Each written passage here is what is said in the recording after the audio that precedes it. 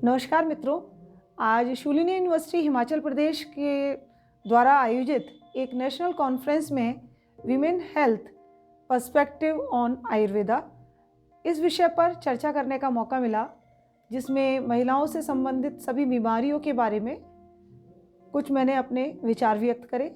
मैं उन सभी आयोजकों का बहुत बहुत धन्यवाद व्यक्त करती हूँ जिन्होंने मुझे इस मंच पर अपने विचार प्रकट करने का अवसर दिया।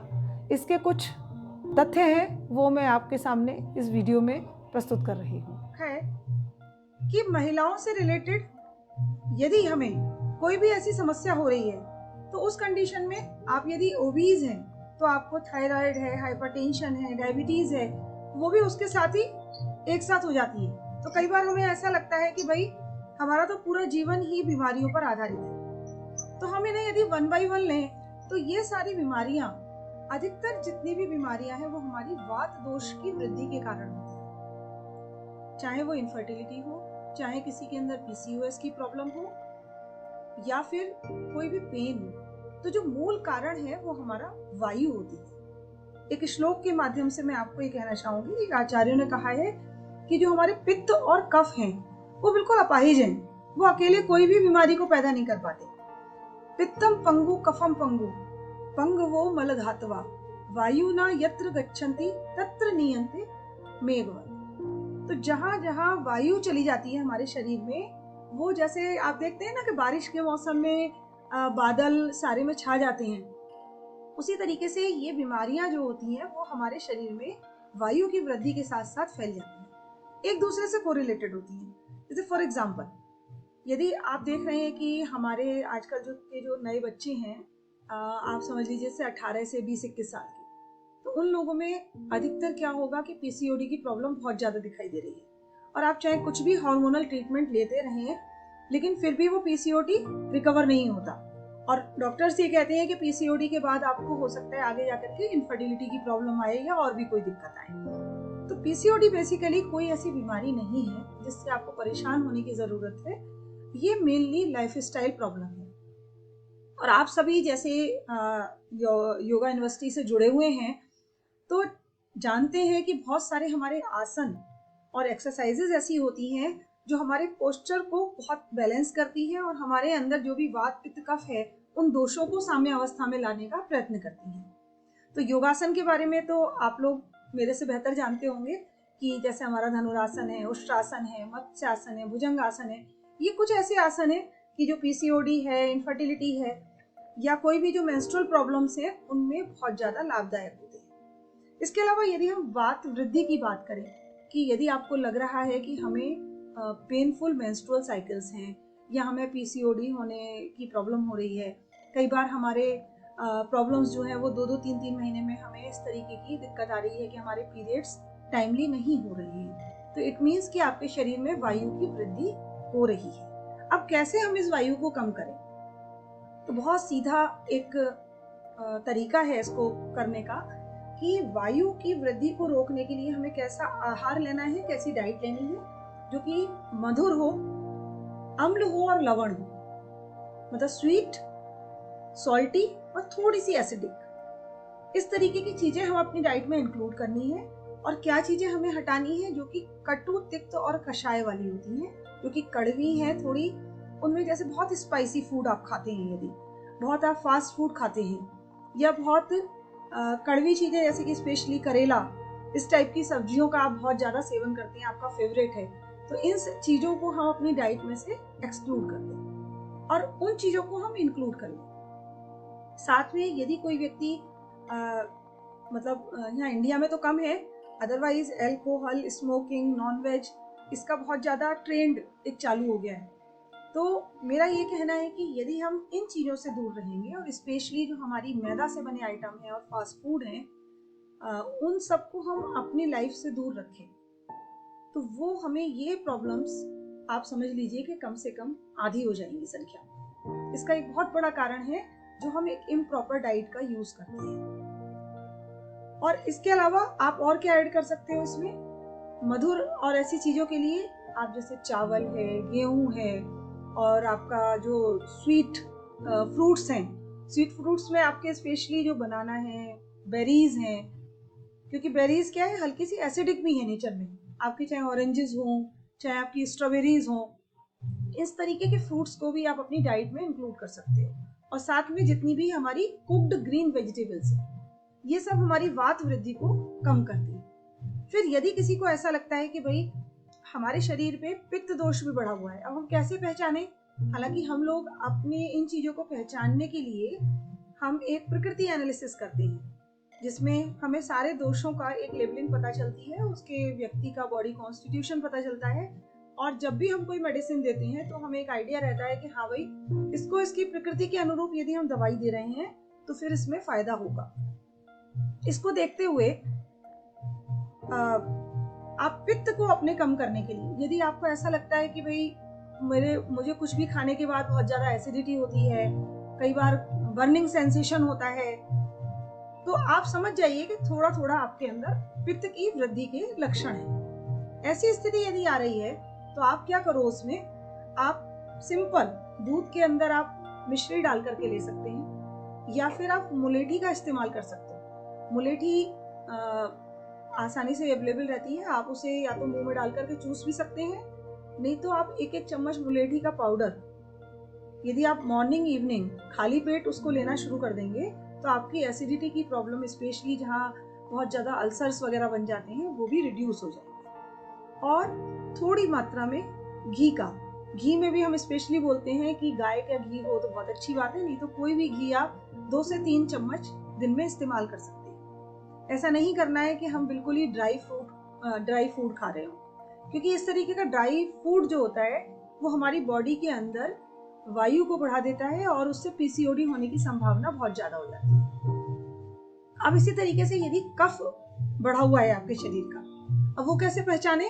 तो अधिकतर लोग जिनमें कि बार बार बहुत जल्दी जल्दी जुकाम हो जाता है, या जो लोग ओबीज हैं, या कुछ लोग ऐसे भी होते हैं जो यंग होते हैं लेकिन फिर भी उनमें थायराइड या हाइपोथायराइडिज्म की प्रॉब्लम आनी शुरू हो गई है, मतलब अभी अभी स्टार्टिंग ही हुई है, तो इट मीन्स कि ये सब जो हमारे लाइफस्टाइल डिसऑर्डर्स हैं वो हमारे कफ की वृद्धि के कारण होते हैं। इस कफ को रिड्यूस करने के लिए आप क्या कर सकते हो? आप गर्म दूध के अंदर सिंपल अदरक है, हल्दी है, उनको डाल करके आप सेवन कर सकते हो।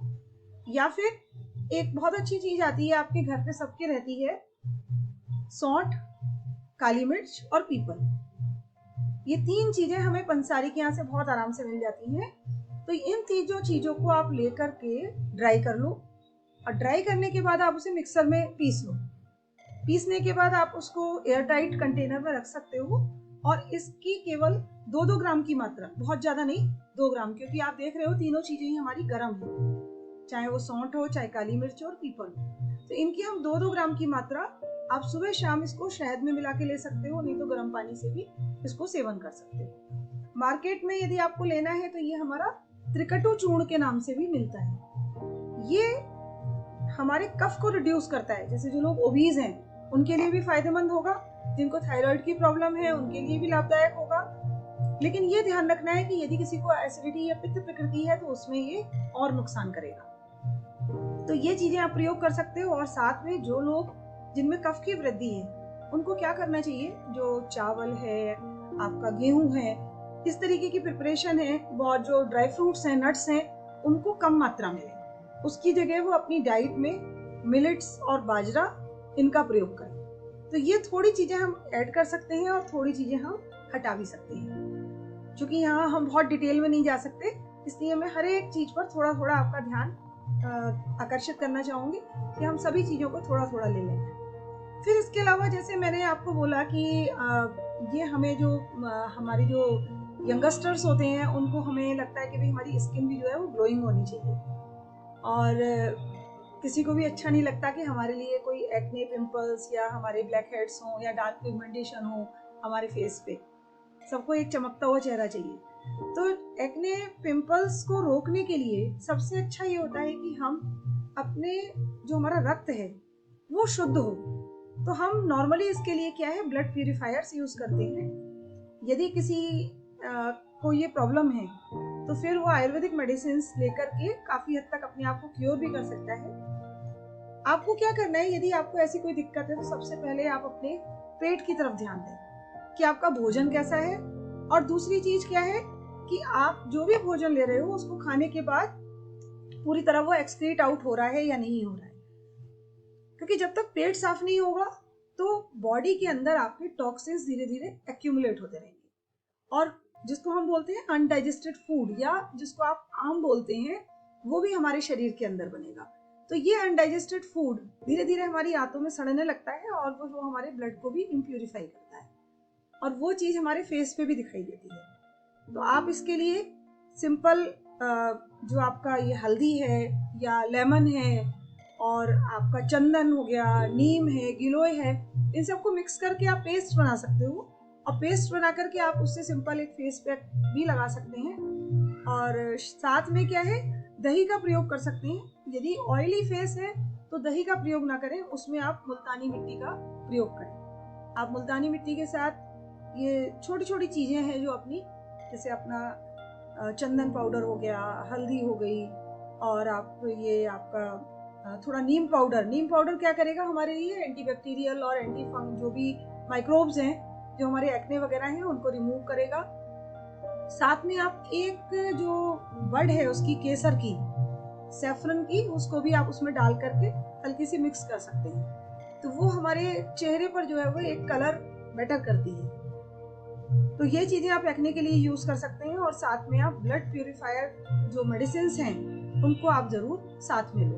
तो ये प्रॉब्लम आप समझ लीजिए बिल्कुल आपकी एकदम खत्म हो जाएगी, इसके लिए कोई टेंशन लेने की जरूरत नहीं होती। और एक चीज और है कि जो हम कहते हैं कि जो हमारी प्री मेंस्ट्रुअल सिंड्रोम, जैसे बहुत सारे बच्चों को क्या होता है कि जस्ट पीरियड शुरू होने से पहले हमें थाई पेन है, एब्डोमिनल क्रैम्प्स हैं या हैवीनेस है, इस तरीके की चीजें होती हैं, कई बार भूख ना लगना।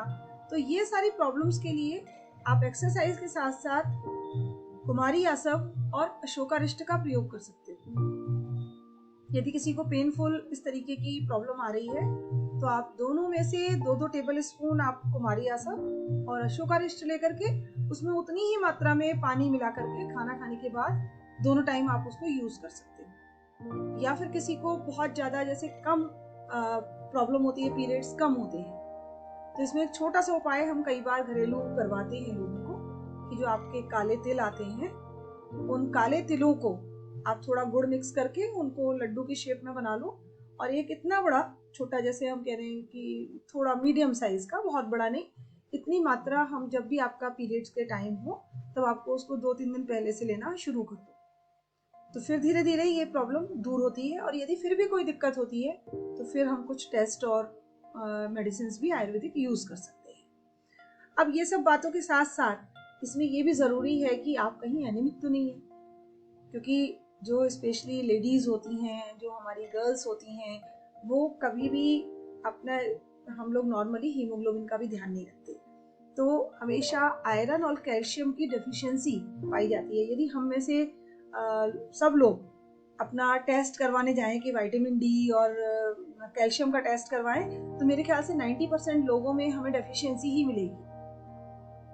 तो इसके लिए सबसे अच्छा उपाय क्या है, विटामिन डी के लिए आप सारे लोग जानते हो कि हमें थोड़ी देर सनलाइट में बैठना चाहिए। यदि डेफिशिएंसी ज़्यादा है तो फिर हमें एड ऑन करना पड़ता है विटामिन डी। और कैल्शियम के लिए जो बेस्ट हमारे रहते हैं डेयरी प्रोडक्ट्स होते हैं, उनको आप अपनी डाइट में इंक्लूड कर सकते हो।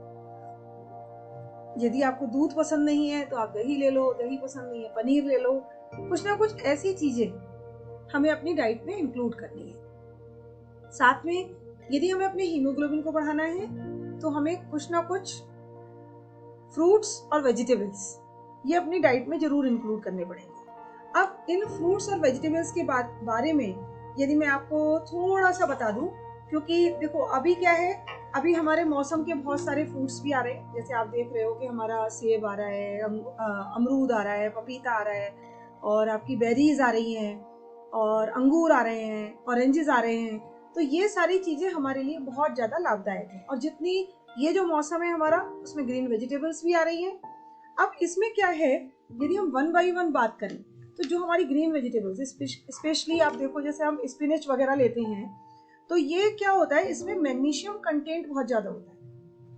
हम अपने छोटे बच्चों को बताते हैं, पहले एक शो आता था पोपाई का, वो पालक खाता था और पालक खा करके बहुत एनर्जेटिक हो जाता है।